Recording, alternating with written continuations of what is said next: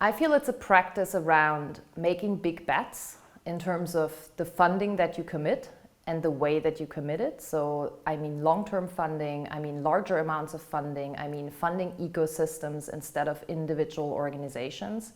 And taking these big bets based on relationships with people and trust building that you do as someone working in philanthropy. So I feel this is like part of my essential tasks, is to establish these relationships with groups, individuals and organizations in the field of the European activist scene that we're funding, to then have that trust to be like, you go with this money, with minimal reporting, with maybe a conversation every half year where I check in, where I learn what people have learned in the process instead of demanding a 20-page report from people, where I make sure that I get the minimum that I need for maintaining my charitable status, but then really just asking for what I really need instead of like a lot of useless documents that nobody looks at.